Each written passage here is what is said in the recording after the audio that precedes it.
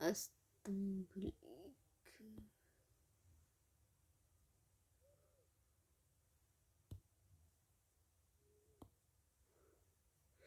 स्तंभ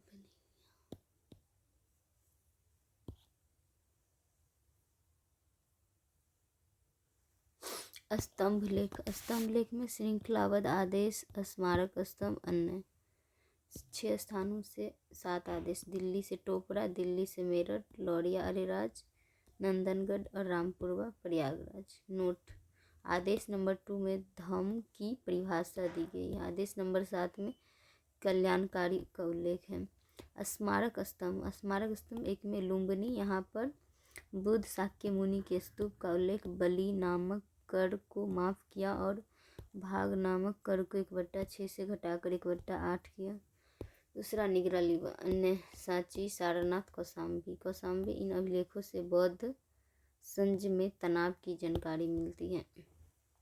साहित्यिक स्रोत। साहित्यिक स्रोत में कौटिल्य के अर्थशास्त्र, विशाखा दत्त का मुद्रा राक्षसी, हेमचंद्र का प्रशिष्ट प्रवन, कालिदास मालविका अग्निमित्रम, कल्हण की राजत रंगनी, हिस्टोरिकल ग्रोथ, वंश साहित्य, अदान साहित्य, दिव्यापुदान, अशोकवदान और पुनालावादान तथा यूनानी एवं चीनी यात्रियों की विवरण जैसे मेगास्थनीज के इंडिका एवं फायान की यात्रा विवरण। वन पुराण। वन पुराण में विष्णु पुराण भी लिखते हैं। देशी साहित्य, विदेशी साहित्य। अर्थशास्त्र। अर्थशास्त्र में कौटिल्य अवलिक विष्णुगुप्त अवलिक चाणक्य राज व्यवस्था पर महत्वपूर्ण पुस्तक। हालांकि इसमें किसी मौर्य शासक का उल्लेख नहीं है। मौर्यकालीन इतिहास को जानने का सबसे महत्वपूर्ण स्रोत कौटिल्य के महत्वपूर्ण विचार प्रशासन के क्षेत्र में। एक में राजा एवं मंत्रियों के उत्तम चरित्र पर बल, दूसरा भ्रष्टाचार से प्रत्येक स्तर पर कठोरता से निपटने की सलाह, तीसरा अधिकारियों का एक प्रमुख कर्तव्य है नीतियों का क्रियान्वयन, चौथा देश की सुरक्षा के लिए सशक्त सेना एवं कुशल गुप्त प्राणी को महत्वपूर्ण माना, पड़ोसी का पड़ोसी मित्र होता है। पांचवें प्रजा के कल्याण में ही राजा के कल्याण है। छठा सामाजिक सुरक्षा के लिए राज्य को कदम उठाने चाहिए जैसे गरीब, अनाथ, विकलांग, बच्चा, महिला इत्यादि। सातवें प्रशासन की सफलता के लिए कुशल कर के प्रशासन को होना आवश्यक है। मेगास्थनीज इंडिका। सेल्यूकस का राजदूत चंद्रगुप्त मौर्य के दरबार में आया। इसकी मूल पुस्तक उपलब्ध नहीं है। बाद के यूनानी लेखकों ने अपनी रचनाओं में मेगास्थनीज को जिक्र किया है। चंद्रगुप्त मौर्य 322 बीसी से 298 बीसी। चंद्रगुप्त मौर्य वंश के संस्थापक चंद्रगुप्त मौर्य चाणक्य के सहायता से अंतिम शासक घरानंद को पराजित कर पाटलिपुत्र पर नियंत्रण स्थापित किया। चंद्रगुप्त के साम्राज्य में हिंदू कुश पर्वतमाला से लेकर बंगाल, दक्षिण में कर्नाटक तथा पश्चिम में गुजरात, महाराष्ट्र शामिल था। कलिंग का क्षेत्र शामिल नहीं था। चंद्रगुप्त ने एक युद्ध में यूनानी शासक सेल्यूकस को पराजित किया था और वैवाहिक संबंध भी स्थापित हुआ। चंद्रगुप्त जैन धर्म का अनुयायी था और जैनियों की यह मान्यता है कि शासक के अंतिम वर्षों में संलेखना के द्वारा शरीर का त्याग किया था। यूनानी स्रोतों में चंद्रगुप्त को सैंड्रोकोटस एवं एंड्रोकोटस भी कहा गया है। विलियम जोन्स नामक विद्वान ने सर्वप्रथम चंद्रगुप्त की पहचान की थी। बिंदुसार 298 बीसी से 272 बीसी आजीवक संप्रदाय के अनुयायी था। डाइमेकस नामक दूत इसके दरबार में आया था। अशोक के बारे में 272 बीसी से 232 बीसी। अशोक न केवल प्राचीन इतिहास बल्कि संपूर्ण भारतीय इतिहास और विश्व इतिहास में अशोक की गिनती एक विलक्षण शासक के रूप में हुआ। अहिंसा की नीति के कारण, जैसे पशु हत्या पर प्रतिबंध, उत्तराधिकारियों को युद्ध न करने की सलाह, पड़ोसी देशों से मित्रवत संबंधों की स्थापना पर बल, प्रजा के कार्यों के प्रति तत्परता, समर्पण, कार्यों को ऋण की तौर पर देखना, प्रजा को संतान के रूप में देखना और मानना इत्यादि, प्रजा से प्रत्यक्ष संबंध स्थापित करने पर बल, प्रशासनिक यात्राओं पर निकलना, एक अभिलेख में 256 रातें वेश बदल कर निकलना, दुख दर्द। अभिलेख के माध्यम से प्रजा से संवाद स्थापित करना, बड़े पैमाने पर कल्याणकारी कार्यों के लिए कदम उठाना, जैसे छायादार वृक्षों का रोपण, आश्रय स्थलों का निर्माण, कुआं का निर्माण, मनुष्य एवं पशुओं के लिए चिकित्सा की व्यवस्था इत्यादि। पड़ोसी राष्ट्रों एवं पड़ोसी देशों चिकित्सकीय मदद करने का भाव। विविधता का सम्मान करना, चाहे वह भाषाई विविधता हो या फिर धार्मिक विविधता। बौद्ध धर्म के अनुयायी होने के बावजूद सभी धर्मों के प्रति एक समान नीति।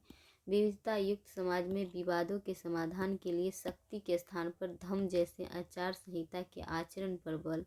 अच्छे आचरण वाले कैदियों को प्रत्येक वर्ष रिहा करना।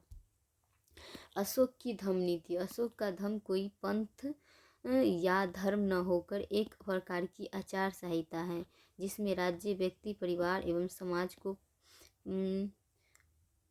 कैसा आचरण करना चाहिए इस पर बल दिया गया है। धर्म के प्रमुख तत्व हैं अहिंसा, सहिष्णुता, मित्रता, दया, करुणा, दया, माता पिता एवं साधु संतों का सम्मान इत्यादि। साथ ही अशोक उन तत्वों पर भी बल देता है जिससे किसी व्यक्ति को बचना चाहिए, क्रोध, घमंड, ईर्ष्या इत्यादि, तथा समय समय पर आत्म निरीक्षण का भी सुझाव देता है। अंधविश्वास, कर्मकांडों से दूर रहने की बात। नोट: धम्म की प्रचार के लिए अभिलेखों पर उत्कीर्ण कराया और मुख्य मार्गों पर अभिलेखों का स्थापित। धम्म महामात्रों की भी नियुक्ति की। धम्म दूतों को देश एवं विदेश की यात्रा पर भेजा। अशोक के पश्चात कुणाल, मगध, दशरथ, उज्जैन में संप्रति। अंतिम शासक बृहदर्थ। प्रशासन राजा सर्वे सर्वा कार्यों में सहायता देने के लिए परिषद होती थी। कौटिल्य ने राज्य के सप्तांग में राजा को सबसे प्रमुख माना है। केंद्रीय अधिकारी एवं महामात्र या अमात्य या तीर्थ। कौटिल्य ने 18 तीर्थों का उल्लेख किया है। समाहर्ता मतलब कर निर्धारण करने वाला अधिकारी। सन्निधत्ता मतलब कोषाध्यक्ष। अध्यक्ष मतलब कौटिल्य ने 27 अध्यक्षों का उल्लेख किया है। शीताध्यक्ष राजकीय कृषि का प्रमुख। पोतवाध्यक्ष मापतौल का प्रमुख। आकाराध्यक्ष खनन प्रमुख। लक्षणाध्यक्ष धातु की गुणवत्ता की जांच। शुल्काध्यक्ष चुंगी वसूलने वाला। राजस्व प्रशासन। प्राचीन भारत में सर्वाधिक करों का उल्लेख मौर्य काल में। भाग भूमि टैक्स। परण्य आपात परिस्थितियों के लिए कर। वन खनन, नमक एवं शस्त्रों पर राज्य का एकाधिकार होता था। सैन्य। कौटिल्य ने सेना के 4 अंगों का उल्लेख किया है। मेगास्थनी 6 अंगों का उल्लेख किया है। गुप्तचर, गुड़ पुरुष, महामत्स्य सर्प कहा जाता था। गुड़ पुरुष में संस्था, सचर। संस्था एक समान पर रखकर गुप्तचर करना। संचर स्थान बदलकर और भेष भी बदलकर गुप्तचर करना। न्याय। दीवानी एवं फौजदारी मामलों के लिए अलग अलग न्यायालय की जानकारी।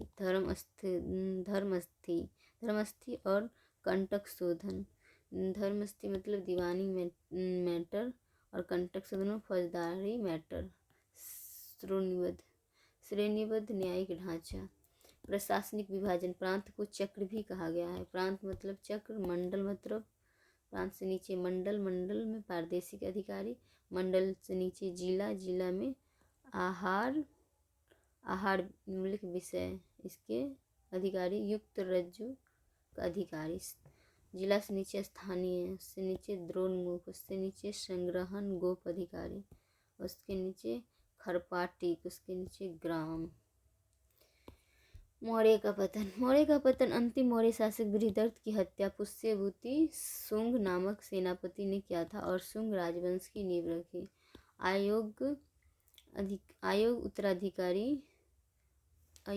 उत्तराधिकारी अति केंद्रीयकरण। विदेशी आक्रमण। समकालीन परिस्थितियों में एक विशाल भूभाग पर किसी एक केंद्र से लंबे समय तक शासन संभव नहीं था, क्योंकि विकेंद्रीकरण की शक्तियाँ हमेशा सक्रिय रहती थी। गंगा घाटी की भौतिक संस्कृति का देश के अन्य हिस्सों में प्रसार, जैसे लोहे से संबंधित ज्ञान, पक्की ईंटों का निर्माण, कुआं का निर्माण, कृषि संबंधित ज्ञान इत्यादि। मौर्यकालीन समाज एक में वर्ण व्यवस्था, जाति प्रथा, दास प्रथा, छुआछूत इत्यादि पूर्ववर्ती काल की तरह। दूसरा, जातियों की संख्या में वृद्धि। तीसरा, कौटिल्य ने यह प्रावधान किया कि शूद्रों को दास नहीं बनाया जाए, कृषि तथा व्यापार से आजीविका का संचालन कर सकते हैं। चौथा, महिलाओं की दशा भी पूर्ववर्ती काल की तरह कुछ नई महिलाओं भूमिकाओं में उल्लेख, जैसे अंगरक्षक, ज्योतिष इत्यादि। कौटिल्य ने महिलाओं के तलाक का समर्थन किया। मौर्यकालीन अर्थव्यवस्था। मौर्यकालीन अर्थव्यवस्था एक में इसकी एक महत्वपूर्ण विशेषता थी आर्थिक गतिविधियों पर राज्य का नियंत्रण, बड़ी संख्याओं में अधिकारियों की नियुक्ति। कृषि के क्षेत्र में राजकीय भूमि पर शीताध्यक्ष नामक अधिकारी के नियंत्रण में कृषि की परमान। राज्य के द्वारा सिंचाई की सुविधा कराने का उल्लेख कौटिल्य ने किया है। साथ ही सौराष्ट्र में चंद्रगुप्त के समय पुष्यगुप्त ने सुदर्शन झील का निर्माण कराया तथा अशोक के समय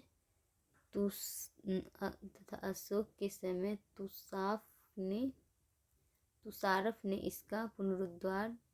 इसकी जानकारी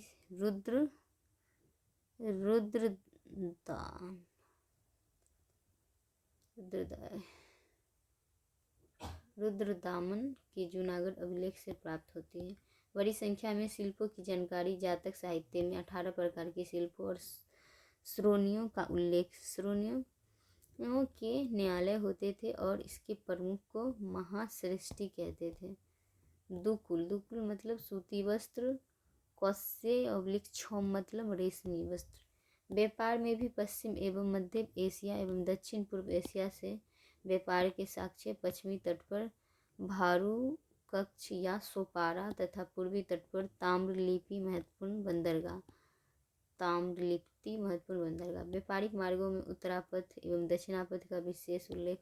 उत्तरापथ ताम्रलिप्ति से तक्षशिला तक। व्यापारियों की भी श्रेणियाँ होती थी और व्यापारियों के कार्यवाह या काफिले को सार्थवाह कहते थे। बुद्ध काल की तरह इस काल में भी आहत सिक्कों का प्रचलन। सिक्कों पर मयूर, पर्वत, अर्धचंद्र, वृत्त इत्यादि की आकृतियाँ उत्कीर्ण। चांदी के सिक्के को पन कहते हैं और करसापन कहते थे और तांबे के सिक्के को कांकिनी एवं मासक। बुद्ध काल की तरह इस काल में भी शहरों का विकास जारी रहा। मेगास्थनीज ने 6 समितियों के माध्यम से पाटलिपुत्र शहर का उल्लेख किया है। कला, स्थापत्य, स्तंभ, स्तूप, गुफा विहार, राजमहल। मूर्तिकला में राजकीय लोक स्तंभ, पशुओं की मूर्ति है, ऊपर में इधर चौकी है, उल्टे कमल की आकृति, पतला, उसके बाद एकास्म पत्थर 40 से 50 फीट, फिर चमकीली पॉलिश, चौड़ा। मौर्य काल विशेषकर अशोक के काल में बड़ी संख्या में स्तंभों का निर्माण। इन स्तंभों को 2 भागों में वर्गीकृत कर सकते हैं, स्मारक स्तंभ एवं स्वतंत्र स्तंभ। बड़ी संख्या में स्वतंत्र स्तंभों के साथ सारनाथ, काशी, कौशाम्बी, सांची, प्रयागराज, रामपुरवा एवं कई अन्य स्थलों से प्राप्त हुए हैं। अधिकांशतः स्तंभों पर अशोक के आदेश उत्कीर्ण है। इन स्तंभों की सामान्य विशेषताएं हैं। पशुओं की मूर्तियाँ, शीर्ष पर चौड़ी उल्टे कमल की आकृति भी बनी हुई है। एकास्म पत्थर या लाट या एस्टी 40 से 50 फीट तक लंबाई, चमकीली पॉलिश्ड है, चौड़ा। आधार पर भी मयूर की आकृति मिलती है। इन स्तंभों का स्थापत्य कला और मूर्ति कला के दृष्टिकोण से तो महत्व है ही, यह अशोक की नीतियों को जानने का एक महत्वपूर्ण स्रोत एवं माध्यम भी है और उस युग में प्रजा से संबंध स्थापित करने का एक अनोखी पहल भी। नोट 1 में ईरानी स्तंभ स्मारक स्तंभ का हिस्सा है, एकास्म नहीं है। शीर्ष पर मानव की मूर्तियां हैं, नहीं मौर्य काल की तरह चमकीली पॉलिश्ड और ऊपर से नीचे तक एक ही आकार का है। सारनाथ के स्तंभ के विशेष जानकारी। 1 में शीर्ष पर 4 पशु शेर हैं, शेर गर्जना करते हुए हैं और चौकी पर भी 4 पशु हैं, एक बिरसब है और एक घोड़ा है, एक शेर है, एक हाथी है और शेर का मांसपेशियों में उभार है। बाल लहराते हुए शक्ति का प्रतीक चक्र बनाए हुए हैं। और चौकी पर सत्यमेव जयते, जो मुंडकोपनिषद से लिया गया है। स्तूप स्तूप में सबसे ऊपर रहता है छत्र, उसके नीचे हर्मिका, फिर अर्धगोलाकार ढांचा, उससे चारों मेथी या चबूतरा रहे छे, फिर चारों तरफ रेलिंग या वेदिका प्रवेश द्वार तोरण से घिरल रहे छे। स्तूप स्थापत्य बुद्ध एवं महत्वपूर्ण भिक्षुओं के अवशेषों एवं प्रयोग में लाई गई वस्तुओं पर निर्मित एक अर्धगोलाकार ढांचा, दूसरे शब्दों में एक प्रकार का समाधि स्थल। वर्गीकरण शारीरिक बुद्ध के अवशेषों पर निर्मित स्तूप 8 स्तूपों का निर्माण, लेकिन साक्ष्य नहीं मिलते हैं। परिभोगिक बुद्ध के द्वारा उपयोग में लाई गई वस्तुओं पर निर्मित स्तूप। उद्देशिक बुद्ध के जीवन से संबंधित महत्वपूर्ण स्थलों पर बुद्ध के स्तूपों का निर्माण। चौथा, संकल्पित या पूजार्थक शारदा या पूजा के उद्देश्य से किसी भी स्थान पर निर्मित स्तूप। संरचना अर्धगोलाकार ढांचा, ढांचे के ऊपर द्रुमिका पवित्र स्थल, हर्मिका से ऊपर छत, नीचे आधार मेधी या चबूतरा, स्तूप के चारों तरफ रेलिंग या वेदिका, स्तूप के चारों तरफ प्रवेश द्वार तोरण, स्तूप एवं रेलिंग के मध्य परिदक्षिणा पथ परिक्रमा। मौर्यकालीन स्तूप। मौर्य काल से पूर्व स्तूप निर्माण की चर्चा तो होती है, जैसे बुद्ध के अवशेषों से निर्मित 8 स्तूप, लेकिन इनके अवशेष नहीं मिलते हैं। अशोक के लुम्बिनी एवं निगलिमा अभिलेख में भी अशोक पूर्व निर्मित स्तूपों का उल्लेख मिलता है और अशोक के द्वारा विस्तार कराने का। अशोक से पूर्व निर्मित कुछेक अवशेष के भौतिक अवशेष मिलते हैं, लेकिन वह छत बिछत अवस्था में है और दावे से कहना मुश्किल इसका निर्माण किस काल में हुआ। बौद्ध परंपरा यह कहती है कि अशोक के काल में 84,000 स्तूपों का निर्माण कराया गया, लेकिन भौतिक साक्ष्य से इसकी पुष्टि नहीं होती है। अशोक कालीन निर्मित कुछ स्तूपों के साक्ष्य सांची, सारनाथ, बोध गया इत्यादि स्थलों से प्राप्त होती है और इन स्तूपों में स्तूप स्थापत्य से संबंधित सभी प्रमुख विशेषताएं दिखाई पड़ती हैं, जैसे अर्धगोलाकार ढांचा में भी हर्मिका, छत्र इत्यादि। अशोककालीन स्तूपों के निर्माण में पक्की ईंटों का प्रयोग तथा रेलिंग एवं तोरण के निर्माण में लकड़ी का प्रयोग किया गया है। गुफा विहार निवास स्थल बौद्ध, जैन एवं ब्राह्मण धर्म से संबंधित गुफा विहारों के साक्ष्य। मौर्यकालीन गुफा विहार।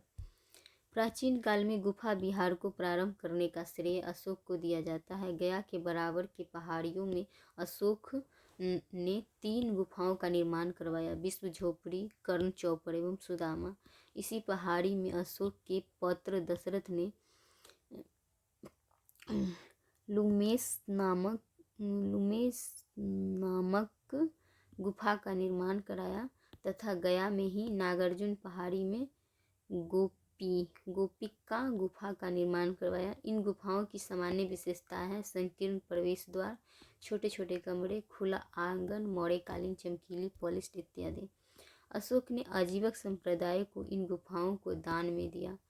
इससे उसके धार्मिक सहिष्णुता की नीति का अनुमान लगा सकते हैं। साथ ही यहाँ से प्राप्त अभिलेख समकालीन भाषा, लिपि इत्यादि को जानने का महत्वपूर्ण स्रोत है। चंद्रगुप्त मौर्य का राजमहल या राजप्रसाद। पटना के कुमरार इलाके से चंद्रगुप्त मौर्यकालीन महल के अवशेष प्राप्त हुए हैं। यह जीर्ण शीर्ण हट्टी फुट्टी अवस्था में है। महल के निर्माण में पत्थर या लकड़ी का उपयोग किया गया था। प्राचीन भारत में आने वाले विदेशी यात्रियों जैसे मेगास्थनीज, एरियन एवं फायान ने इसकी भव्यता की प्रशंसा की है। नोट: राजमहल के साथ साथ महल एवं शहर के नियोजन के संदर्भ में ही मेगास्थनीज के विवरण से जानकारी मिलती है। मौर्यकालीन मूर्तिकला। मौर्य काल में संरक्षण की दृष्टिकोण से 2 प्रकार की मूर्तियों की जानकारी मिलती है, राजकीय मूर्तियाँ तथा आम लोगों के द्वारा निर्मित मूर्तियाँ। राजकीय मूर्तियों के साक्ष्य अशोक के अभिलेखों एवं स्तंभों से प्राप्त होते हैं, जैसे धौली एवं कलसी के अभिलेख पर हाथी की मूर्ति तथा सारनाथ एवं सांची स्तंभ पर सिंह शेर की मूर्ति, रामपुरवा में वीरशैव की मूर्ति इत्यादि। ये मूर्तियाँ पत्थर से निर्मित है और इनमें शारीरिक अनुपात एवं सौंदर्य का विशेष ध्यान दिया गया है और अत्यंत ही जीवंत है, जैसे सारनाथ में गर्जना करते हुए सिंह तथा धौली में कदम बढ़ाते हुए हाथी की मूर्ति। अशोक के द्वारा निर्मित पशुओं का धार्मिक दृष्टिकोण से प्रतीकात्मक महत्व रहा होगा, जैसे बौद्ध धर्म में हाथी बुद्ध के जन्म का प्रतीक और अश्व गृहत्याग का प्रतीक, लेकिन यहाँ एक व्यवहारिक उद्देश्य भी है और वह है लोगों के शासकीय आदेश की ओर आकर्षित करना। लोक मूर्ति कला में पत्थर एवं मिट्टी से निर्मित मूर्ति की जानकारी मिलती है। मिट्टी से निर्मित मूर्ति की विशेषताएं कमोबेश हड़प्पाई मूर्ति से। पत्थर की मूर्तियां में प्रमुख है पटना, मथुरा, विदिशा इत्यादि से प्राप्त यश एवं यक्षिणी की मूर्ति। इन मूर्तियों में अलंकरण एवं सौंदर्य को इत्यादि महत्व दिया गया है और नगर देवी देवता के रूप में ब्राह्मण, जैन, बौद्ध सभी धर्मों में इसका महत्व देखा गया है।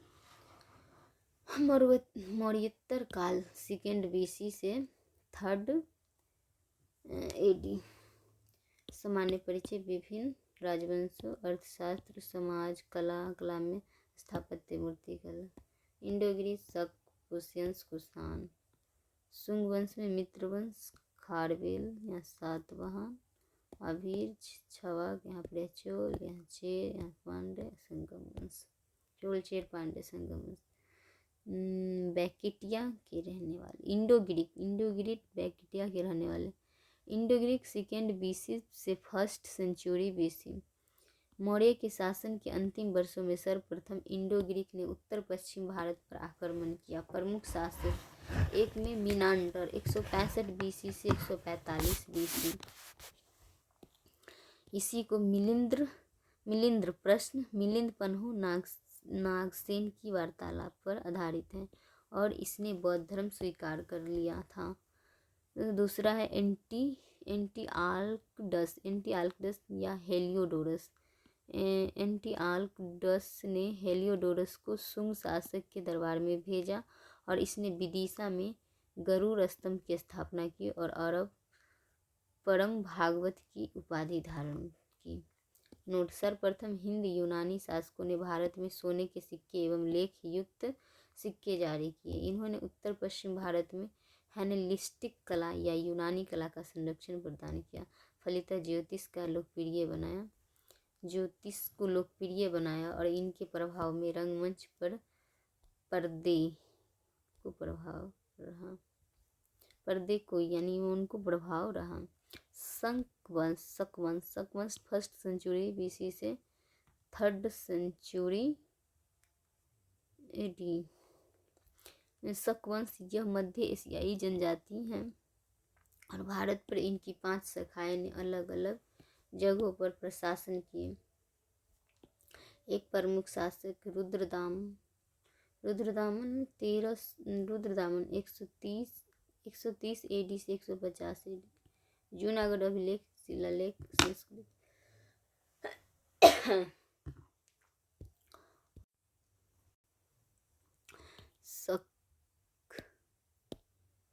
शक वंश 1st सेंचुरी BC से 3rd सेंचुरी AD। यह मध्य एशियाई जनजाति है और भारत पर इनकी 5 शाखाओं ने अलग अलग जगहों पर प्रशासन किए। एक प्रमुख शासक रुद्रदामन 130 AD से 150 AD। जूनागढ़ अभिलेख, शिलालेख, संस्कृत में अभिलेख जारी करने वाला प्रथम शासक है। इस अभिलेख में सुदर्शन झील का उल्लेख है जिसका पुनरुद्धार सुविशाक नाम अधिकारी ने किया। और नोट। उज्जैन के शासक विक्रमादित्य ने किसी अवसर पर या किसी युद्ध में शकों को पराजित किया और 57 BC में विक्रम संवत की शुरुआत की। आगे चलकर कई भारतीय शासकों ने विक्रमादित्य की उपाधि धारण किया। पार्थियंस ईरानी ईरान के निवासी। उत्तर पश्चिम में कुछ भूभाग पर पार्थियंस का भी शासन। महत्वपूर्ण शासक गोडोफर्निस 1st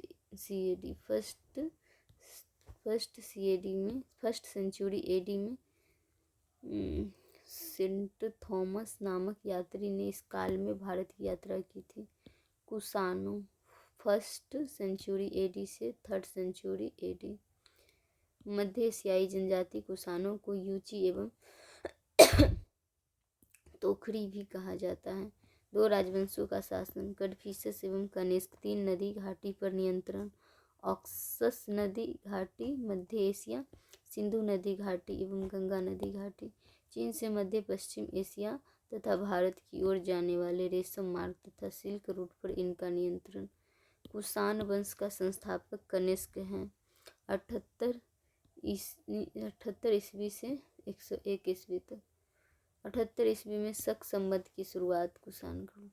चौथी बौद्ध संगीति का आयोजन। 2 राजधानी थी जिसकी इसकी पेशावर राजनीतिक और मथुरा आर्थिक। 2 नगरों की स्थापना की।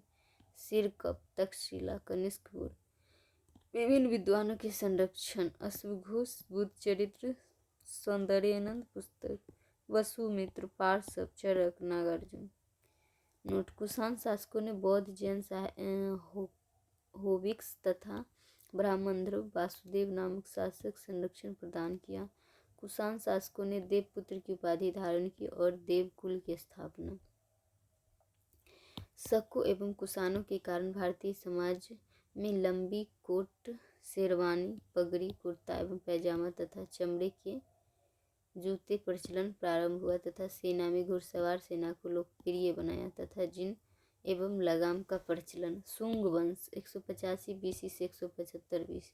संस्थापक पुष्यमित्र शुंग। पुष्यमित्र शुंग के काल में मनुस्मृति और महाभास पतंजलि की रचना, संस्कृत व्याकरण। महाभास की रचना। अग्निमित्र शासक कालिदास का नाटक मालविका अग्निमित्रम इसी पर केंद्रित है।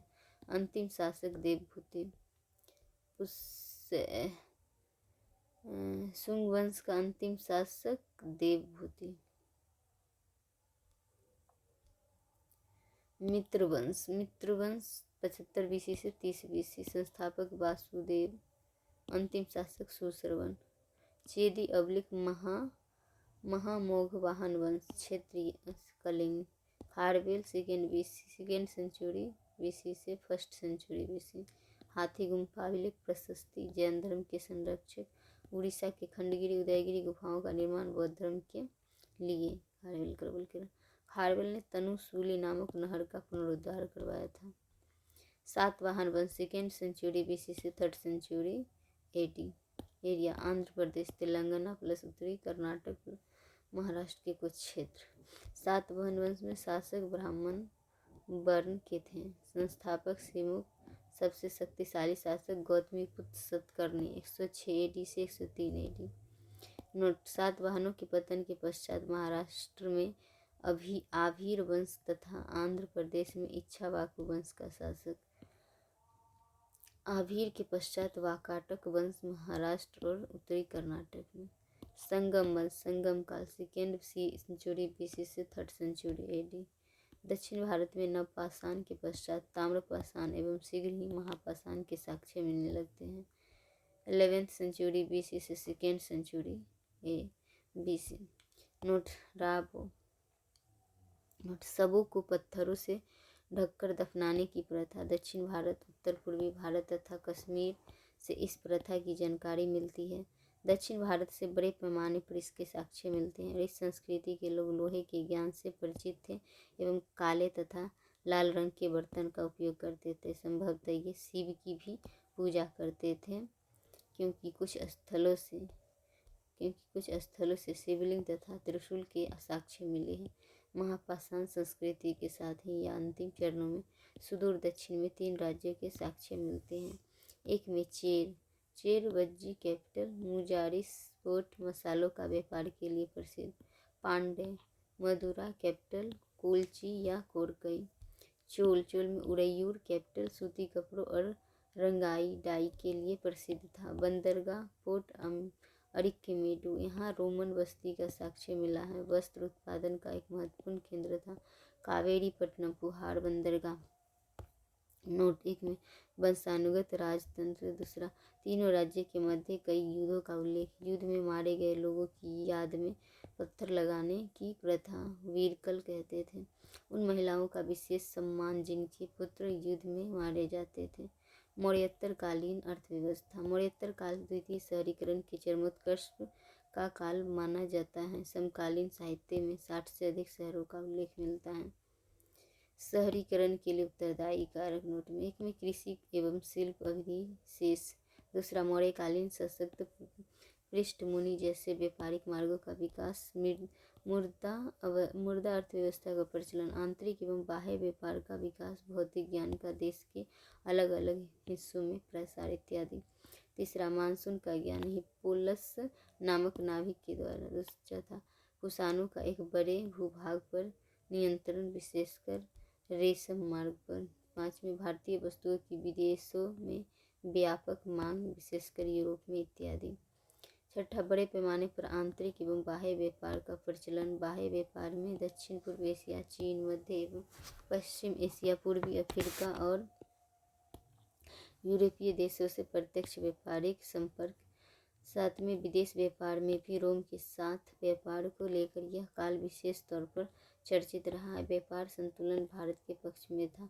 आठवें भारत से निर्यात की जाने वाली प्रमुख वस्तुएं थी कपड़े, मसाले, लोहे के उपकरण, हाथी दांत की इत्यादि की वस्तुएं, तथा आयात की जाने वाली प्रमुख फसलें थी शराब, अरंटाइन, मृदभान इत्यादि। पश्चिमी तट के प्रमुख बंदरगाह थे बड़बैरिकम, भरुकच्छ, भृंकच्छ, यवलिक, भरौच, सोपारा, मुंजिरिस इत्यादि।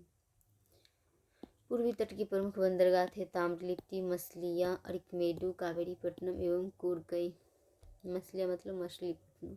यह काल बड़ी संख्या में शिल्पों के विकास के लिए भी जाना जाता है। मलिंद प्रश्न में 75 प्रकार के शिल्पों का उल्लेख मिलता है, जिनमें 8 प्रकार धातु से संबंधित हैं।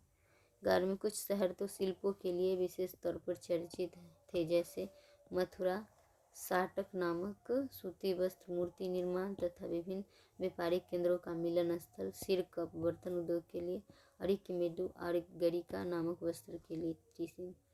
12 शहरों के साथ साथ ग्रामीण क्षेत्र भी शिल्प निर्माण के प्रमुख केंद्र, जैसे सातवाहन काल में ग्रामीण क्षेत्रों में बड़े पैमाने पर लौह उपकरण का निर्माण।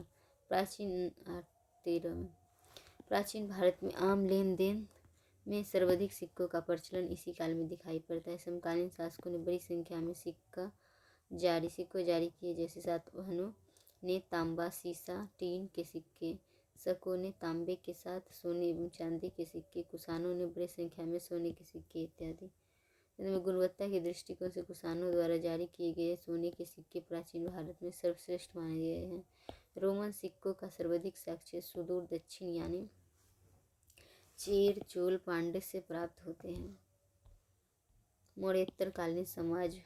मौर्य काल की तरह इस काल में भी सामाजिक जीवन का आधार वर्ण व्यवस्था एवं जाति प्रथा थी, हालांकि उसमें कुछ नए तत्व भी दिखाई पड़ते हैं। वर्ण व्यवस्था का प्रचलन पूरे देश में एक समान नहीं था, जैसे सुदूर दक्षिण में उत्तर की तरह वर्ण व्यवस्था प्रभावित नहीं थी। हालांकि संगम साहित्य में चारों वर्ण का उल्लेख मिलता है। सातवाहन शासक ब्राह्मण वर्ण के होते हुए भी शासक की भूमिका में दिखाई पड़ते हैं। बड़ी संख्या में विदेशियों को क्षत्रिय वर्ण के रूप में समाहित कर लिए जाने का उल्लेख मिलता है। वर्ण के साथ साथ जातियों की संख्या में वृद्धि न केवल विदेशियों को भारतीय समाज में समाहित किए जाने के कारण, बल्कि बड़ी संख्या में व्यवसायों के प्रचलन के कारण भी। पूर्ववर्ती काल की तरह इस काल में भी छुआछूत दास प्रथा की प्रचलन के प्रमाण मिलते हैं। चौथा बुद्ध एवं मौर्य काल की तरह इस काल में भी महिलाओं के दयनीय दशा के बारे में जानकारी मिलती है। मनुस्मृति में 4 दीवारों के भीतर महिलाओं को रखने का उल्लेख मिलता है। संगम काल में विधवाओं के लिए सिर को मुंडित करने का उल्लेख भी मिलता है। हालांकि सातवाहनों शासकों के साथ उनकी माताओं का नाम उच्च वर्गीय महिलाओं के बेहतर जीवन का संकेत हो सकता है। मेगास्थनीज ने भी पांड्य राजा में महिला शासिका का उल्लेख किया है। संभवतः ये अपवाद थे।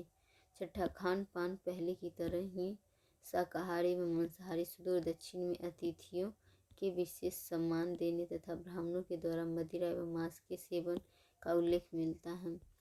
साथ में बड़ी संख्या में विदेशियों के आगमन के साथ भारतीय समाज में, विशेषकर उत्तर एवं पश्चिम भारत में, पहनावे के तौर तरीकों में नए तत्वों के समावेश हुआ, जैसे लंबे कोट, पगड़ी, कुर्ता पैजामा, चमड़े के जूते इत्यादि। 8वीं इस काल में भौतिक उन्नति के साथ साथ साक्ष्य पुरातत्व से भी मिलते हैं।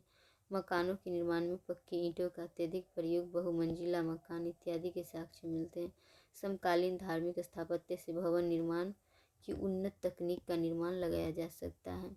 9वें देश के अलग अलग हिस्सों में संस्कृत, प्राकृत, तमिल इत्यादि भाषाओं के प्रचलन और इन भाषाओं में साहित्यिक भाषाओं की रचना, जैसे तमिल भाषा में संगम साहित्य, प्राकृत भाषा में सातवाहन शासक हाल के द्वारा गाथा सप्तशती की रचना तथा अश्वघोष, पतंजलि, मनुस्मृति इत्यादि की संस्कृत भाषा में रचना।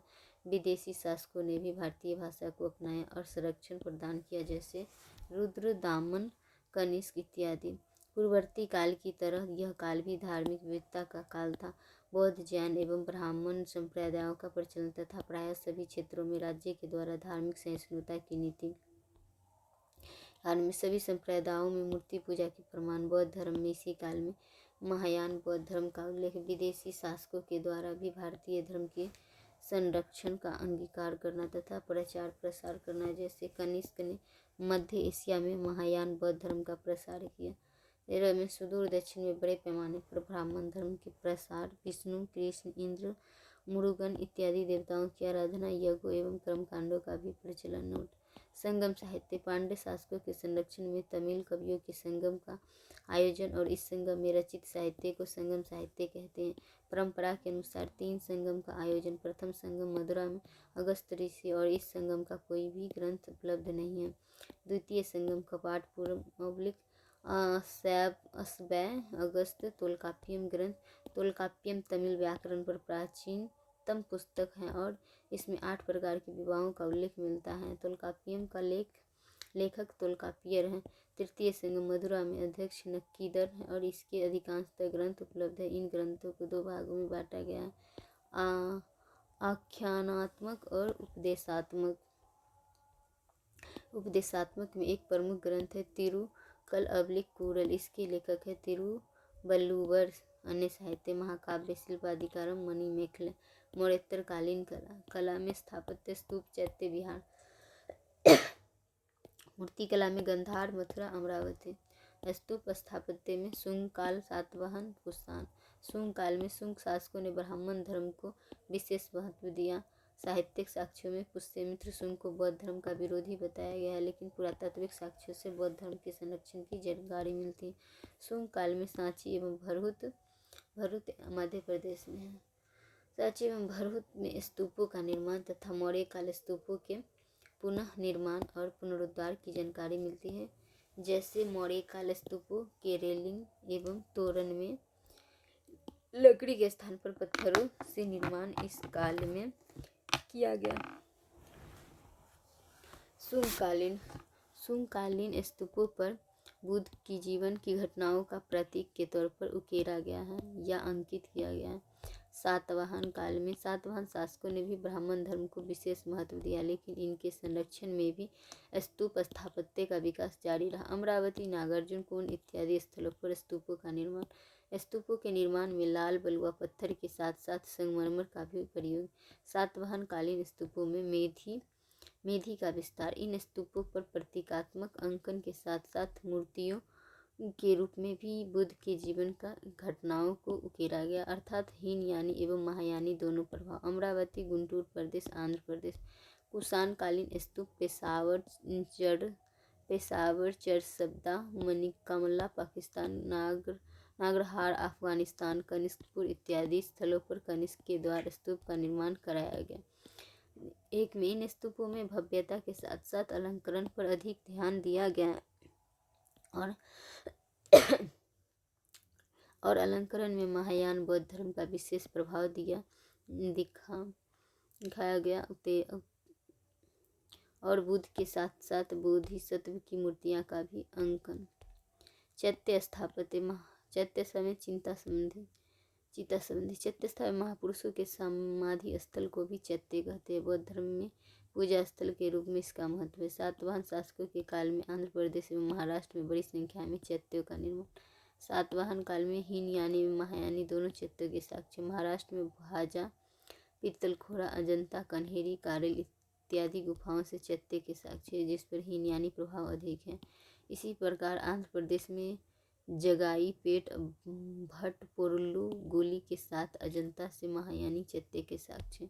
चत्ते के सामान्य विशेषताएं: घोड़े के नाल के आकार की तरह प्रायः 3 तोरण या प्रवेश द्वार, विशाल हॉल के अंतिम छोर पर स्तूप, हॉल के दोनों तरफ स्तंभों की श्रृंखला पर दक्षिणा पथ इत्यादि।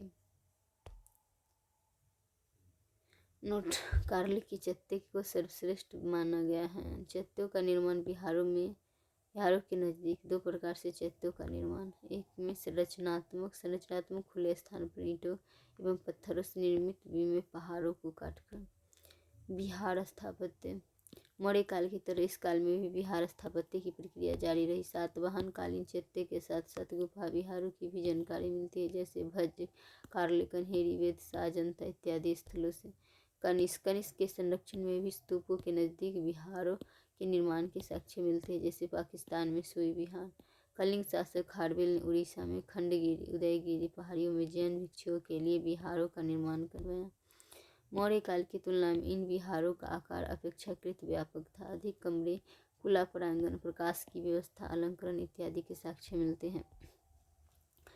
क्वेश्चन: 2री सदी ईसा पूर्व से 3री सदी के मध्य भारत में स्थापत्य के निर्माण और के विकास का वर्णन करें। अगला क्वेश्चन: बुद्ध काल से लेकर 3री सदी ईस्वी तक भारत में स्तूप साहित्य स्थापत्य का विकास की संक्षेप में बताएं। अगला क्वेश्चन: 2री सदी ईसा पूर्व से 3री सदी के मध्य भारत में स्थापत्य पर बौद्ध धर्म का विशेष प्रभाव दिखाई पड़ता है। उदाहरण बताएं। स्थापत्य कला के क्षेत्र में सातवाहन शासकों के योगदान बताएं।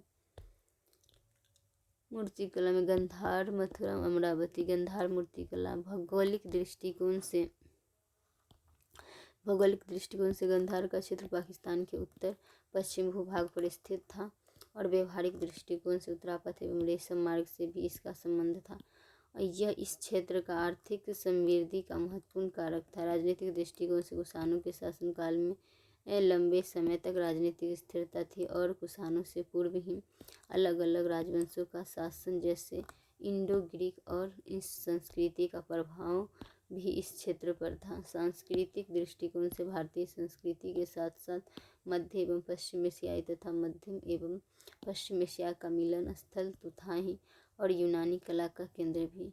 कुषाणों का नियंत्रण एक विस्तृत भूभाग पर था और यहाँ विविधता युक्त संस्कृति भी। कुषाण शासकों ने सभी धर्मों को संरक्षण प्रदान किया, लेकिन कनिष्क के शासनकाल में महायान बौद्ध धर्म का उदय हुआ और कनिष्क ने एवं उसके अधिकारियों ने इसे व्यापक स्तर पर संरक्षण प्रदान किया। इसका प्रभाव गंधार कला पर भी दिखा। प्रमुख कला केंद्र गंधार, तक्षशिला, कपीसा, बेगाम, बेमियान, पाकिस्तान एवं अफगानिस्तान में। संरक्षक कुषाण शासक। निर्माण सामग्री काले या भूरे रंग का पत्थर, साथ ही चूना पत्थर एवं मिट्टी से भी निर्मित मूर्तियों के साक्ष्य मिलते हैं। विषय: बौद्ध धर्म, मुख्यतः बुद्ध या बोधिसत्व की मूर्तियाँ, यक्ष एवं यक्षिणी की मूर्तियाँ, यूनानी रोमन देवी देवता की मूर्तियाँ। विशेषता: बैठी हुई अवस्था, आसन एवं स्थानक, खड़ी में तथा खड़ी अवस्था में मूर्तियों का निर्माण। हाथों के विभिन्न मुद्राओं में मूर्तियाँ, जैसे अभय मुद्रा, ध्यान मुद्रा, धर्मचक्र, परिवर्तन मुद्रा। बुद्ध की मूर्तियों में घुंघराले बाल, मूछें, कानों पर बाल, मांसपेशियों का उभार, पैरों में चप्पल, वस्त्रों पर सलबटे से युक्त बुद्ध एवं बोधिसत्व की मूर्तियाँ बनाई गई है। यह अधिकांशतः यूनानी कला का प्रभाव है और बुद्ध की मूर्ति यूनानी देवता अपोलो से मिलती जुलती है। इसी प्रकार बुद्ध की मूर्तियों में अलंकरण, जैसे बुद्ध की मूर्तियों के साथ देवी देवताओं की मूर्तियाँ, मानवीय रूप में बुद्ध का चित्रण इत्यादि रोमन प्रभाव है। कुछ मूर्तियाँ रोमन देवताओं से भी मिलती हुई प्रतीत होती है। कुषाण शासकों के पश्चात मूर्ति कला केंद्र के रूप में गंधार कला का अवसान हुआ। राजनीतिक अस्थिरता, आर्थिक गतिविधियों में गिरावट जैसे कारकों ने गंधार कला को प्रभावित किया। मथुरा कला में बैकग्राउंड: राजनीतिक दृष्टिकोण से मथुरा कुषाणों के प्रत्यक्ष नियंत्रण में होने के कारण स्थिरता तो थी ही। आर्थिक दृष्टिकोण से मथुरा उत्तर भारत का प्रमुख शहर एवं उत्तरापथ एवं दक्षिणापथ नामक व्यापारिक मार्गों पर स्थिर था। मथुरा कुषाणों से पूर्व आर्थिक और सांस्कृतिक गतिविधियों का एक महत्वपूर्ण केंद्र था। मौर्य काल में भी मूर्तिकला के प्रमुख केंद्र के रूप में स्थापित हो चुका था। साथ ही मथुरा में जैन एवं ब्राह्मण संप्रदायों का भी प्रभाव था। इन सभी गतिविधियों का प्रभाव मथुरा मूर्ति कला पर दिखाई पड़ता है। संरक्षक कुषाण एवं गुप्त शासक प्रमुख केंद्र मथुरा ही क्षेत्र, कौशाम्बी, सारनाथ इत्यादि। निर्माण सामग्री मुख्यतः लाल बलुआ पत्थर। विषय बुद्ध, बोधिसत्व, जैन, तीर्थंकर, ब्राह्मण धर्म से संबंधित देवी देवताओं की मूर्तियाँ, यक्ष एवं यक्षिणी की मूर्तियाँ, कनिष्की की मूर्तियाँ इत्यादि। विशेषताओं बुद्ध की मूर्तियों में गंधार कला के विपरीत एवं एक साधु की छवि अधिक दिखाई पड़ती है। अधिकांशतः मूर्तियाँ बाल विहीन, कुछ विहीन, मांसपेशियों का उभार नहीं जैसे विशेषताओं से युक्त है। यहाँ भी बुद्ध की मूर्तियाँ आसन एवं स्थानक अवस्था में विभिन्न मुद्राओं से युक्त है। जैन तीर्थंकरों की मूर्तियाँ में कार्य उत्सर्ग मुद्रा को अधिक महत्व दिया गया है और तीर्थंकरों के वक्ष पर श्रीवत्स की आकृति के बीच के अंकित की गई है। महावीर, पार्श्वनाथ एवं अन्य तीर्थंकरों की मूर्तियाँ के साक्ष्य मिलते हैं। ब्राह्मण हल्के हिंदू धर्म से संबंधित मूर्तियों में विष्णु, लक्ष्मी, गणेश, सूर्य, शिव, पार्वती इत्यादि देवी देवताओं की मूर्तियाँ। मथुरा कला केंद्रों से यक्ष में यक्षिणी की मूर्तियाँ भी बहुतायत में मिली है। कुषाण काल से पूर्व भी इनसे संबंधित मूर्तियों का निर्माण मथुरा कला केंद्रों पर जारी था या हो रहा था। श्रृंगार एवं सौंदर्य का इन मूर्तियों में विशेष ध्यान रखा गया है। सभी धर्मों के लोग इनका सम्मान करते थे और समृद्धि के प्रतीक के रूप में इनकी आराधना की जाती थी। धार्मिक विषयों के अतिरिक्त धर्मेतर विषयों से संबंधित मूर्तियों के भी साक्ष्य मिलते हैं, जैसे सिरविहीन कनिष्क की मूर्ति। कनिष्क का लंबे कोट एवं बूट में दिखाया गया है, तलवार भी दिखाया गया है। कुषाण शासकों के पश्चात भी मथुरा कला केंद्र में मूर्ति निर्माण की परंपरा जारी रही। अमरावती कला इंट्रोडक्शन। मौर्य काल में भौतिक संस्कृति का प्रसार, कृष्णा एवं गोदावरी नदी घाटियों में विवाद, इन क्षेत्रों में भी आर्थिक समृद्धि एवं शहरों का विकास हुआ और मौर्यों के पश्चात सातवाहन शासकों के संरक्षण में भी ये प्रक्रिया जारी रही। इन क्षेत्रों में भी ब्राह्मण धर्म के साथ साथ बौद्ध एवं जैन धर्म का प्रसार हुआ और इन कारकों ने अमरावती कला केंद्र की पृष्ठभूमि निर्मित हुई। कला केंद्र अमरावती, नागार्जुन कुंड, संरक्षक, सातवाहन या छावक, निर्माण सामग्री संगमरमर, लाल बलुआ पत्थर। विषय धार्मिक एवं धर्मेतर विषयों से संबंधित मूर्तियाँ। धार्मिक विषयों में मुख्यतः बुद्ध एवं बोधिसत्व की मूर्तियाँ तथा आम जन जीवन से संबंधित मूर्तियाँ। आसन एवं स्थानक अवस्था में मूर्तियाँ। प्रारंभ में प्रतीक के रूप में बुद्ध की जीवन की घटनाओं का अंकन और आगे चलकर मानवीय रूप में। अमरावती की मूर्तियों में बुद्ध की जीवन की घटनाओं से अधिक बुद्ध के पूर्ववर्ती जन्म की कथाओं, जातक को अधिक महत्व दिया गया है। उदाहरण बुद्ध एवं राहुल का मिलन, देवदत्त, बुद्ध एवं पागल हाथी प्रकरण, आम जनजीवन से संबंधित घटनाओं के दर्पण देखती हुई नारी की मूर्ति, कंघी करती हुई नारी की मूर्ति। इन मूर्तियों में श्रृंगार, सौंदर्य इत्यादि का महत्व दिया गया है। सातवाहनों के पश्चात भी मूर्ति निर्माण की परंपरा जारी रही। गुप्त काल 275 से 550 AD। राजनीतिक, अर्थव्यवस्था, समाज, संस्कृति में स्थापत्य, मूर्तिकला, चित्रकला, साहित्य, धर्म। मुरुंड मतलब गुप्त। राजनीति, कुषाणों के पतन के पश्चात उत्तर भारत में कुछ समय के लिए मुरुंडों का शासन तथा उसके पश्चात गुप्तों का शासन प्रारंभ हुआ। गुप्त भी संभवतः कुषाणों के सामंत थे और वैश्य वर्ण के थे। संस्थापक श्रीगुप्त, वास्तविक संस्थापक चंद्रगुप्त प्रथम 319 से 335 AD। 319 ईस्वी में गुप्त संवत की शुरुआत और दूसरा लिच्छवी राजकुमारी से विवाह नेपाल के रहे। समुद्रगुप्त 335 AD से 380 AD। समुद्रगुप्त के उपलब्धियों की जानकारी हरिसेन की प्रयाग प्रशस्ति से मिलती है। समुद्रगुप्त ने उत्तर भारत, आर्यावर्त, सीमावर्ती राज्य जैसे बंगाल, नेपाल, जनजातीय क्षेत्र, विंध्य क्षेत्र, पड़ोसी राज्य संघ, कुषाण, श्रीलंका तथा दक्षिण भारत में कांची तक के उसके प्रभाव का उल्लेख मिलता है। ऐसा माना जाता है कि पंजाब से बंगाल तक गुप्तों का प्रमुख शासक था तथा अन्य शासक गुप्तों की अधीनता को स्वीकार करते थे। श्रीलंका के शासक मेघवर्मन को गया में बौद्ध मंदिर निर्माण की अनुमति दी गई। ऐसा माना जाता है कि समुद्रगुप्त किसी भी युद्ध में पराजय नहीं हुए और इसे भारत का नेपोलियन भी कहते हैं। चंद्रगुप्त द्वितीय 380 AD से 412 AD। इसने विक्रमादित्य, परम भागवत इत्यादि उपाधि धारण की। इन्होंने अपनी पुत्री प्रभावती गुप्त विवाह वाकाटक राजवंश में और अपने पुत्र के संरक्षिका के रूप में प्रभावती गुप्त ने महाराष्ट्र पर शासन किया और इससे गुप्तों का प्रभाव महाराष्ट्र और गुजरात पर भी हुआ। इस काल में उज्जैन संस्कृतियों का एक महत्वपूर्ण केंद्र और इनके दरबार में नवरत्न, अमरसिंह, इनकी रचना अमरकोश, संस्कृत व्याकरण, कालिदास, धन्वंतरि, चिकित्सक रहे, वारामिहिर, छपनक व रुचि इत्यादि विद्वान थे। फाहियान नामक चीनी यात्री की भारत यात्रा फाहियान 399 से 414 ईस्वी में। दिल्ली में मेहरौली के लौह स्तंभ लेख को भी चंद्रगुप्त का माना जाता है। 3वीं शताब्दी में हुएन संघ हर्षवर्धन काल।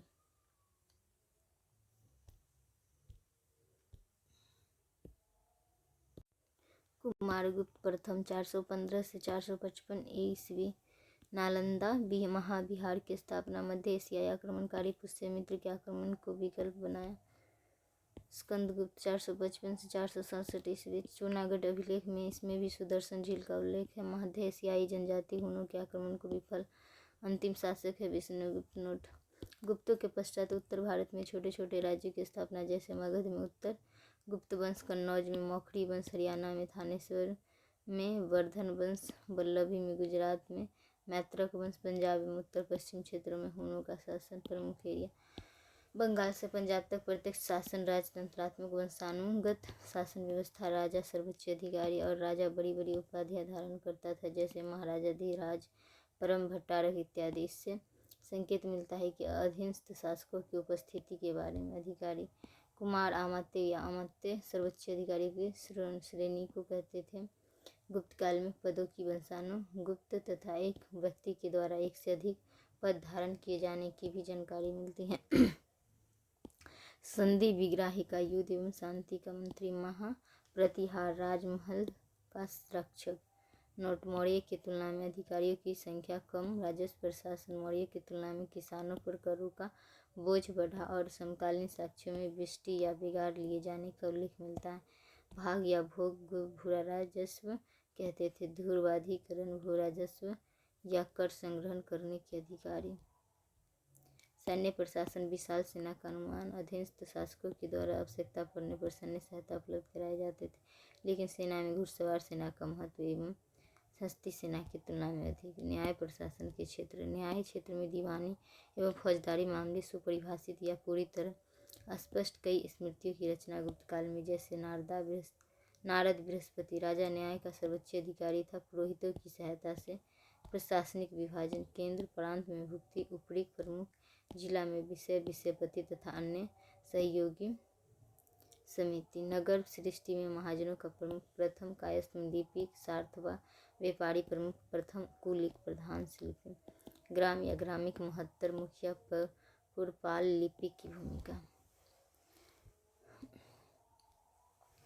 गुप्त युगीन समाज, सामाजिक जीवन का आकार, वर्ण एवं जाति व्यवस्था। समकालीन साहित्य में क्षुद्र वर्ण के द्वारा कृष्ण की पूजा और रामायण एवं महाभारत जैसे महाकाव्यों के श्रवण का उल्लेख मिलता है, अर्थात धार्मिक जीवन में बदलाव के संकेत। आर्थिक गतिविधियों में क्षुद्र वर्ण के बढ़ते महत्व का सूचक है। साथ ही बड़ी संख्या में विदेशियों को भारतीय समाज में आत्मसात किए जाने तथा जनजातीय समाज के मुख्य धारा में समाहित होने से जातियों की संख्या में वृद्धि। छुआछूत फाहियान ने भी उल्लेख किया है तथा दास प्रथा का प्रचलन। नारद स्मृति में दासों की मुक्ति के भी विधान का उल्लेख मिलता है। महिलाओं की दशा पूर्ववर्ती काल की तरह दयनीय, हालांकि समकालीन साहित्य में धार्मिक जीवन में बदलाव का स्रोत, जैसे कि कृष्ण की पूजा का उल्लेख मिलता है। पहली बार सती प्रथा का अभिलेखीय प्रमाण इसी काल में 510 AD का एरन अभिलेख।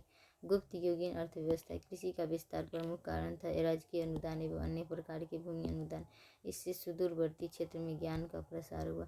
कुल मिलाकर गुप्त शासकों के काल में शिल्प एवं व्यापार में गिरावट के संकेत मिलने प्रारंभ होते हैं और धीरे धीरे यह गिरावट तीव्र होता गया। गिरावट का प्रमुख कारण उत्तर पश्चिम में राजनीतिक अस्थिरता तथा विभिन्न कारणों से रोम में भारतीय उत्पादकों की मांग में गिरावट। व्यापार एवं शिल्प में गिरावट के कारण शहरी अर्थव्यवस्था को प्रभावित किया। हालांकि इस काल में बड़ी संख्या में शहरों के उल्लेख मिलते हैं, लेकिन व्यापार एवं शिल्प में के गिरावट में शहरीकरण की प्रक्रिया को अवश्य प्रभावित किया। आम लेन देन में प्रचलित तांबे के सिक्के के भी साक्ष्य अधिक मिलते हैं। फाहियान ने नौकरियों के प्रचलन का उल्लेख किया है। अगर हालांकि गुप्त शासकों ने बड़ी संख्या में सोने के सिक्के जारी किए। प्राचीन भारत में सर्वाधिक सोने के सिक्के को दिनार कहते थे। हालांकि आम लेन देन में इन सिक्कों का महत्व नहीं था तथा गुणात्मक दृष्टिकोण से भी कुशानों से बेहतर सिक्के नहीं थे, लेकिन कलात्मक दृष्टिकोण से इसे बेहतर माना गया। सिक्कों पर उत्कीर्ण आकृतियों के आधार पर इसका वर्गीकरण भी किया गया, जैसे वीणावादन प्रकार, अश्वमेघ प्रकार, समुद्रगुप्त, गजारोही प्रकार, अश्वारोही, व्याघ्र हनन, बाघों को मारते हुए इत्यादि। न केवल इन सिक्कों की आकृति अस्पष्ट है बल्कि लेख भी है। इससे गुप्तकालीन राजनीतिक, आर्थिक, सामाजिक एवं सांस्कृतिक इतिहास की महत्वपूर्ण जानकारी मिलती है। गुप्त युगीन संस्कृतियाँ में कला, धर्म प्लस साहित्य प्लस स्वर्ण युग। स्थापत्य में स्तूप, विहार, मंदिर, मूर्ति चित्र में अजंता, बाघ। गुप्तकालीन कला में स्थापत्य। स्तूप में गुप्त काल में भी स्तूप स्थापत्य के निर्माण की परंपरा जारी रही और इस काल में भी सारनाथ में धम्मुख स्तूप तथा राजगीर में जरासंध नामक बैठक स्तूप का निर्माण। मौर्योत्तर काल की तुलना में न केवल स्तूपों की संख्या कम है बल्कि कलात्मक दृष्टिकोण से भी कुछ ह्रास के संकेत मिलते हैं, जैसे चबूतरों का आकार छोटा होना, पत्थरों के स्थान पर ईंटों का प्रयोग इत्यादि। गुप्तोत्तर काल में स्तूप स्थापत्य के साक्ष्य नहीं मिलते हैं। विहार। गुप्त काल में संरचनात्मक एवं गुफा विहार दोनों की जानकारी मिलती है। हालांकि पूर्ववर्ती काल की तुलना में गुप्त काल में भी विहार स्थापत्य के निर्माण की परंपरा जारी रही। मध्य प्रदेश की उदयगिरी पहाड़ी तथा महाराष्ट्र की अजंता पहाड़ी में विहारों का निर्माण हुआ। बिहार में संरचनात्मक महाविहार या नालंदा महाविहार का निर्माण मध्य प्रदेश या उदयगिरी बिहार का संबंध ब्राह्मण संप्रदाय से था और अजंता के बिहार का संबंध बौद्ध संप्रदाय से। गर्भगृह या मंडप। मंदिर स्थापत्य प्रारंभ। मौर्य काल में साक्ष्य मिलने प्रारंभ। मंदिर स्थापत्य से संबंधित महत्वपूर्ण विशेषताओं की शुरुआत गुप्त काल में। पूर्व मध्य काल में नागर, द्रविड़ एवं मिस्र शैली के रूप में मंदिर स्थापत्य का चरमोत्कर्ष मध्य काल में। दक्षिण भारत में मंदिर स्थापत्य के विकास की परंपरा बड़े पैमाने पर जारी रही है। गुप्त युगीन मंदिर। गुप्त काल में भी मंदिर स्थापत्य का क्रमशः विकास हुआ। इस काल में बड़ी संख्याओं में मंदिर का निर्माण, जिनमें कुछ प्रमुख है। तिमुआ विष्णु मंदिर, विष्णु एरन मध्य प्रदेश में। उदयगिरी बारामिहिर या विष्णु मंदिर। देवगढ़ झांसी में 10 अवतार मंदिर सर्वप्रथम इसी मंदिर में। शिखर का साक्ष्य इसी मंदिर में एवं पंचायतन शैली का मंदिर। भूमराह शिव मंदिर मध्य प्रदेश। नचना कठार पर्वती मंदिर मध्य प्रदेश और सिरपुर लक्ष्मण मंदिर छत्तीसगढ़ में इत्यादि। नोट। गुप्त युगीन प्राचीनतम मंदिर का साक्ष्य सांची से मिला है। संरचना। मंदिर का निर्माण जगती या अधिष्ठान और चबूतरा पर ऊंचाई पर मंदिर का निर्माण। मंदिर के अंदर जाने को सीढ़ियाँ। मंदिर के सामने स्तंभों से युक्त अर्ध मंडप या खुला मंडप। प्रवेश द्वार पर अलंकरण, गंगा एवं यमुना की मूर्तियाँ, स्वास्तिक, कलश, कमल इत्यादि। गर्भगृह में मुख्य देवता या देवी की मूर्ति।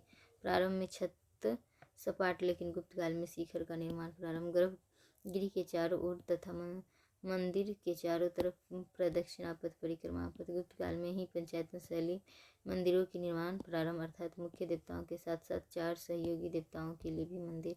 मूर्ति कला। कुषाण काल की तरह गुप्त काल में भी मूर्ति निर्माण की समृद्धि प्रक्रिया जारी रही। इस काल में भी धार्मिक मूर्तियों में बौद्ध, जैन एवं हिंदू धर्म से संबंधित मूर्तियों का बड़े पैमाने पर निर्माण हुआ।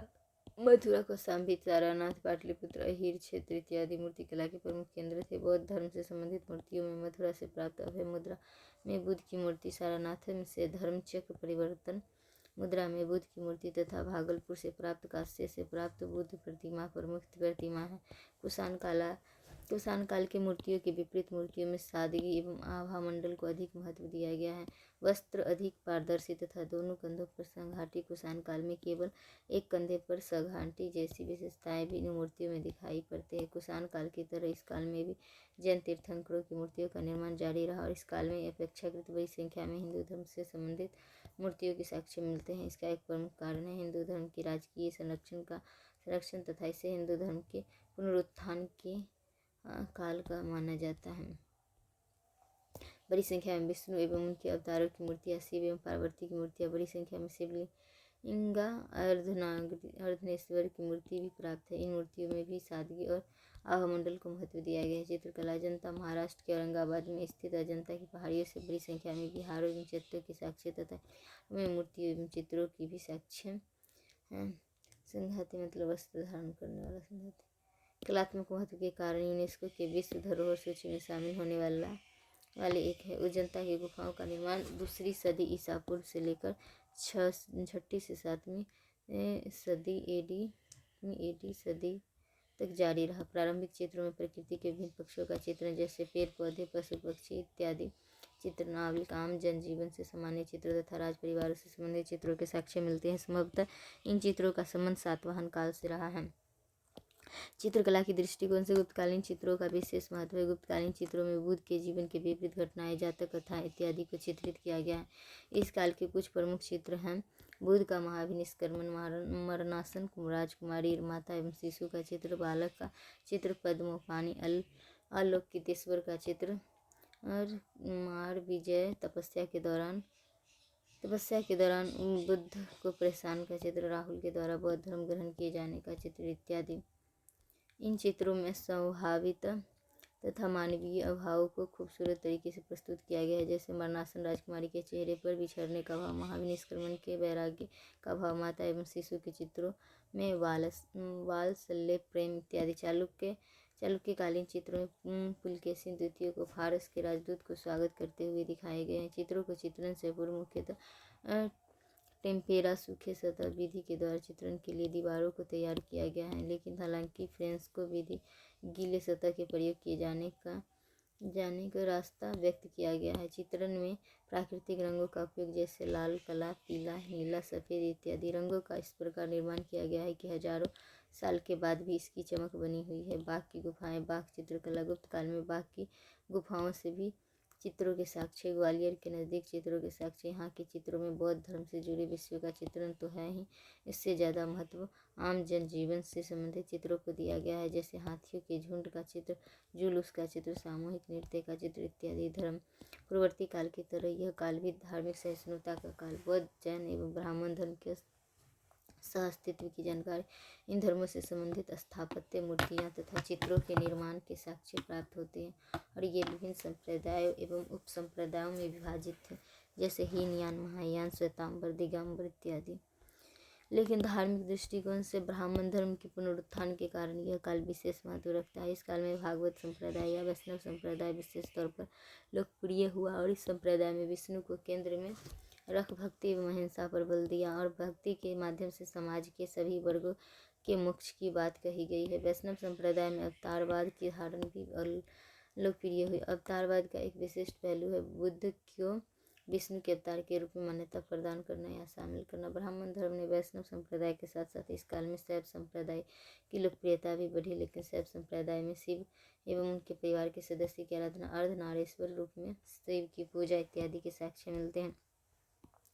इसी काल में ब्राह्मण धर्म का प्रसार दक्षिण पूर्व एशिया में हुआ। समकालीन साक्ष्यों में हरिहर एवं त्रिमूर्ति की धारणा की भी जानकारी मिलती है। हिंदू धर्म से संबंधित गुप्त काल अधिकांशतः विशेषताएं आज भी जनजीवन में दिखाई पड़ती है, और इस काल में देवी पूजा का भी महत्व बढ़ा। साहित्य। धार्मिक एवं धर्मोत्तर दोनों ही साहित्य का व्यापक विकास। धार्मिक साहित्य के अंतर्गत बड़ी संख्या में ब्राह्मण धर्म से संबंधित साहित्य का अंतिम रूप से संकलन हुआ, जैसे रामायण, महाभारत, बड़ी संख्या में पुराणों का संकलन तथा नारद, बृहस्पति इत्यादि स्मृतियों का संकलन। बौद्ध धर्म से संबंधित कुछ पुस्तकों की रचना। सूत्र साहित्य, स्मृतियाँ शास्त्र, जैसे बुद्धघोष ने विभूतिमग की रचना की। धर्मेतर साहित्य में नाटक साहित्य तथा विज्ञान से संबंधित रचनाओं के लिए काल अत्यधिक महत्व रखता है। कालिदास, विशाखादत्त, शूद्रक इत्यादि साहित्यकारों का संबंध इसी काल से है। अभिज्ञान शाकुंतलम, विक्रम उर्वशीयम और मालविका अग्निमित्रम नाटक, महाकाव्य, रघुवंशम, ऋतुसंहार, मेघदूतम, कुमारसंभवम, विशाखादत्त की रचना, मुद्रा राक्षस, शूद्रक की रचना, मृच्छकटिकम, चारुदत्त एवं वसंत सेना के प्रेम प्रसंग की उल्लेखना। आर्यभट्ट एवं बारहमीर अन्य प्रमुख विद्वान। गणित एवं खगोल विज्ञान के क्षेत्र में उनका योगदान सूर्य ग्रहण में चंद्रग्रहण के कारण बताया। और आर्यभट्टीय पुस्तक गणित में त्रिकोणमिति के क्षेत्र में बारहमीर की रचनाएं, वृत्त संहिता, बृहद जातक, लघु जातक, पंचसैद्धांतिका इत्यादि। चिकित्सा के क्षेत्र में धन्वंतरि, बाणभट्ट प्रमुख की रचना अष्टांग हृदय में है। चिकित्सक विद्वान। स्वर्ण युग, क्लासिकल एज और गोल्डन एज। नोट: स्वर्ण युग से आज से विकास के मापदंड से हैं।